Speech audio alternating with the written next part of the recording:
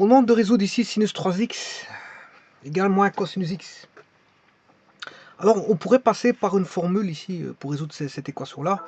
Alors, je rappelle quelques petites formules de trigonométrie à connaître par cœur parce que certaines personnes, bon, semblent faire fi de les ignorer. Mais je veux dire, c'est très important ces formules-là. Bon, tangente 3a, c'est égal à 3 tangente a moins tangente cube de a. Le tout. Bon, je sais pas qu'est-ce qui se passe, mais enfin bref, je vais recommencer ça.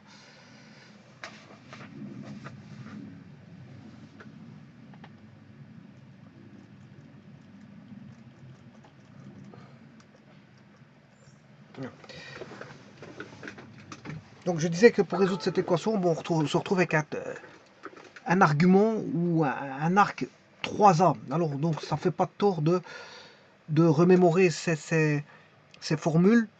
Pour certains qui font fi de les ignorer, puisque bon, c'est des formules quand même qui sont à usage fréquent, mine de rien. Voilà, on les utilise souvent en trigonométrie. Dès qu'il y a bien sûr un arc triple comme ici, sinus 3x, bien, faut penser à cette formule-là. Donc ici c'est 3 tangente A moins, ça c'est un A, moins tangente cube de A. Là apparaît un cube de A, bien sûr, le tout sur 1 moins 3 tangente carré A.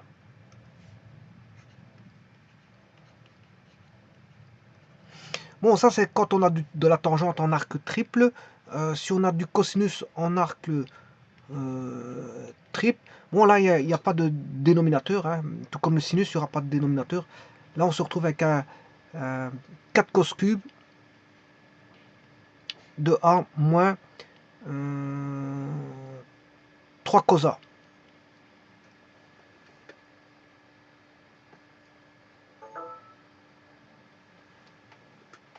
Trois cos cube moins 3 cos A. Et ce qui nous intéresse ici, c'est le sinus de 3A qui vaut 3 sinus A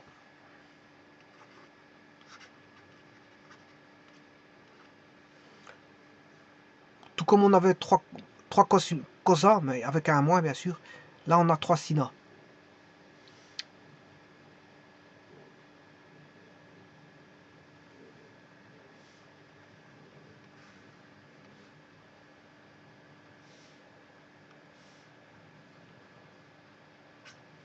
Alors pour essayer d'avoir une certaine analogie, bien sûr vous aurez compris que c'est 3 sin A, sinus de A, moins 4 sinus cube de A. Et ça, ce n'est rien d'autre que moins 4 sin cube de A, plus 3 sin A. En d'autres termes, c'est comme si j'avais 4 sin cube de A, moins 3 sin A. Mais là, bon, ça se rapproche de cette écriture-là. Cosinus et sinus sont plus ou moins similaires en écriture, si ce n'est que là, on a sinus, sinus, sinus, mais là, on a du cosinus. Et donc, c'est ça que je vais utiliser ici. Enfin, je vais passer par un tour de passe-passe ici. Je peux faire ça. Hein. Rechercher que sinus 3x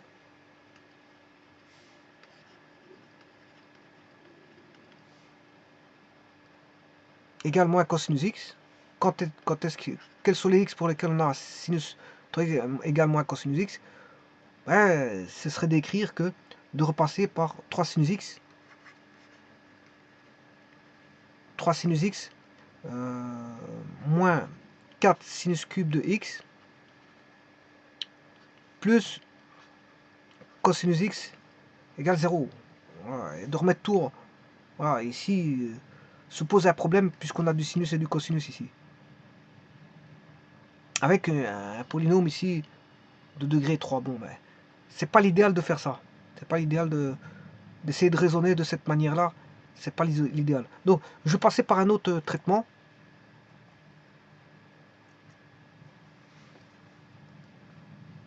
Alors, avant toute chose, je vais dessiner la fonction cosinus x. La fonction moins cosinus x, qui nous intéresse ici. Voilà, qui est l'opposé du cosinus. Hein. Et bien sûr, sinus 3x. Bon, avant toute chose, je vais dessiner la fonction sinus x. La voici, et sinus 3x. Là, voilà. Bon, mais c'est ces deux fonctions-là qui nous intéressent. Alors, comment résoudre ça? Je vais faire un zoom.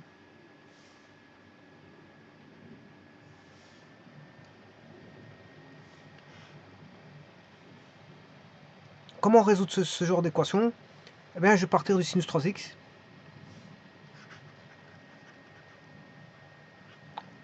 Et moins cosinus x. Alors, je vais transformer tout en cosinus. Je pourrais tout transformer en sinus, mais je vais le faire en cosinus ici. Ça, c'est cosinus. Un sinus, c'est décalé. Un sinus, c'est un cosinus décalé de pi demi. Hein. Vous voyez que c'est bien plus simple que on peut faire croire. Et alors que moins cosinus x, c'est cosinus pi moins x.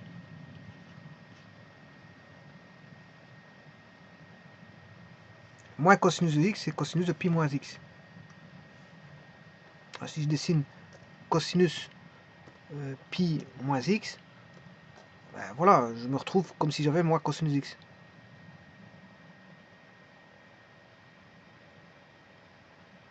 Alors, je pourrais le faire avec les formules. Hein. Bon, vous pouvez le faire avec les formules ou sur le cercle trigonométrique. Cos pi demi cos 3x plus sin pi demi sin 3x. Voilà. Sinus pi demi, ça fait 1. On aura une fois sinus 3x, sinus 3x. Et là, cosinus pi demi, ça fait 0. Donc ceci, ça fera 0. Il va rester sinus 3x. Alors je pourrais faire la même chose pour cosinus pi moins x.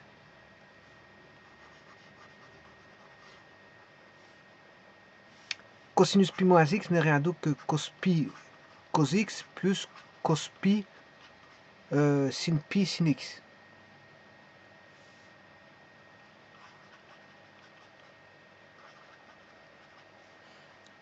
Alors,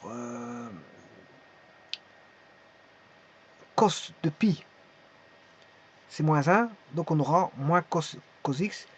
Sinus de pi, c'est 0, fois sinus x, il va rester moins cos x. Donc vous voyez bien que cos pi moins x vaut... Et là, tout devient facile, parce que on peut égaler soit en angles égaux, comme c'est des cosinus, les cosinus sont égaux quand les angles sont égaux, ou quand les angles sont opposés. En d'autres termes, ça veut dire que je vais traiter pi demi moins 3x égale à pi moins x, et de traiter l'opposé, bien sûr, pi moins x plus de k pi 1. Et là, je vais traiter pi demi, l'opposé, je vais le mettre de l'autre côté, c'est-à-dire x moins pi plus de k pi. Voilà, et c'est ça que je vais traiter ici. Donc, je vais d'abord traiter les angles égaux, ensuite les angles opposés. Bon, faisons d'abord les angles égaux.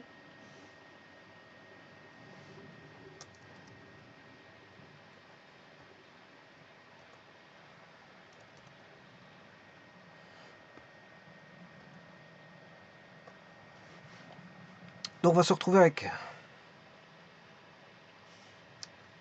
moins 3x plus x égale pi moins pi demi, bien sûr plus de k pi, ce qui veut dire qu'on aura moins 2x égale pi demi plus de k pi, et donc une première salle de solution, une infinité simple de solution qui est x égale moins pi sur 4 plus, enfin, ouais, plus k pi.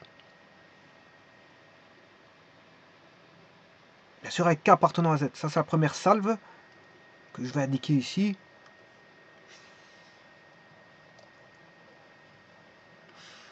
Quand je dis première salve, c'est le premier ensemble de solutions, hein, qui est une infinité simple de solutions. Donc, les solutions, j'en ai une première partie qui est égale à moins pi sur 4 plus kpi.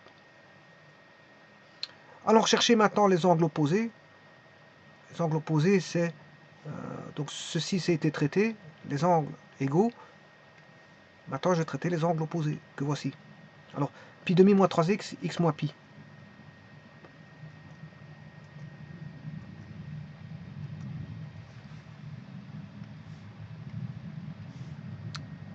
Pi demi moins 3x est égal à x moins pi plus 2kpi. En cosinus, c'est toujours 2kpi. Alors, on aura moins 3x moins x égale moins pi demi plus 2kpi. On aura moins 4x égale moins 4 moins 2 pi demi, ça fait moins 3 pi demi plus 2 kpi. Donc on aura x égale 3 pi sur 8.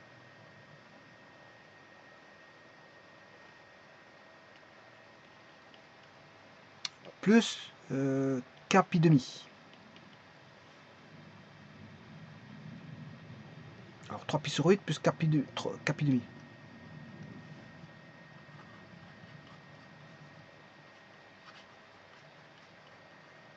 Alors on va vérifier ça. Alors on va commencer par faire moins pi sur 4 plus kpi. Je vais sauvegarder la valeur moins pi sur 4 par une constante égale moins pi sur 4. Alors je vais chercher x égale a plus pi. On a bien une solution là-bas. X égale a plus 2 pi. On a bien une solution là-bas. X est égal à a moins pi. On a une solution là. X est égal à a moins 2 pi. Alors là, il faudrait voir un peu plus. Je vais faire un zoom. Voilà, on a bien une solution là-bas. Et maintenant, je vais chercher les 3 pi sur 8. Je sauvegarde la solution b égale 3 pi sur 8. Voilà. Je vais chercher x égale b plus pi sur 2. On a bien une solution là-bas. X égale b plus pi.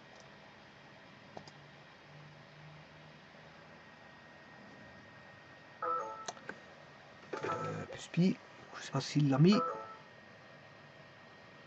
Ouais, on a une solution là-bas, parfait. Et alors, bon, maintenant, je vais aller en négatif. X égale b moins pi. X égale b moins pi demi. Allez, je pourrais continuer, hein. Bon, j'ai fait b moins pi demi. Voilà, en tout cas,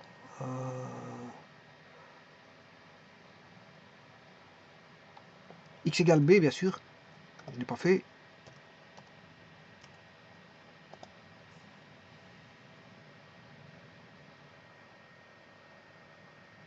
Alors b moins pi. Alors b moins pi demi, il est ici.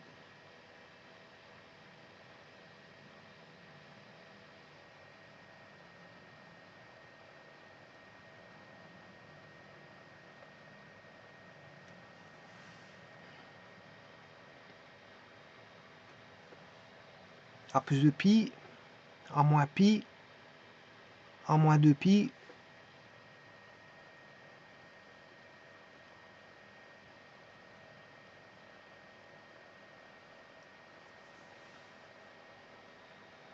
Alors pi demi plus pi demi. Oui, il manque des solutions parce que c'est x égale b plus 3 pi sur 2. X égale b moins 3 pi sur 2.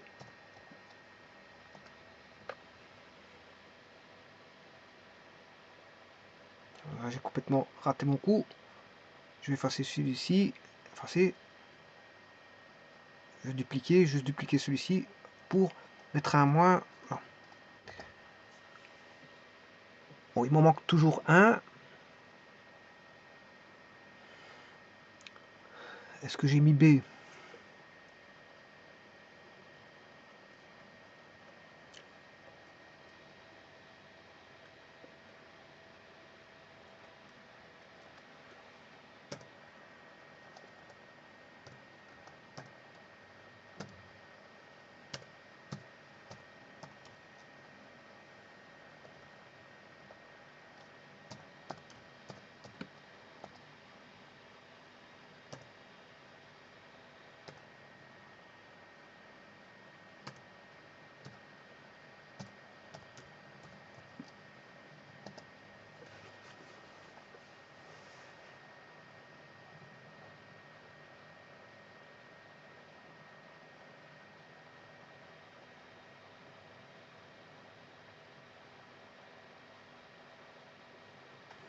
Donc, je vais essayer de les parcourir parce qu'il en manque toujours un.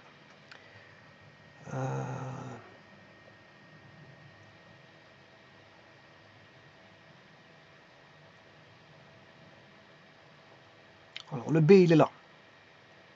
B. Si j'enlève B moins pi demi, celui-ci. B moins 3 pi demi. B moins 4 pi demi.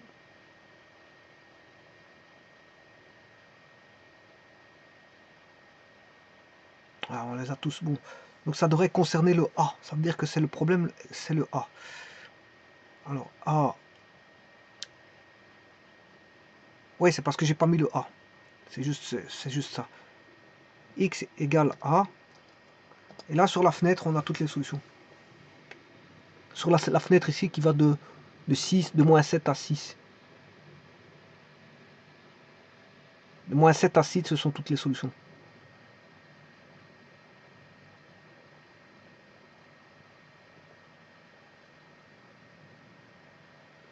Je vous remercie.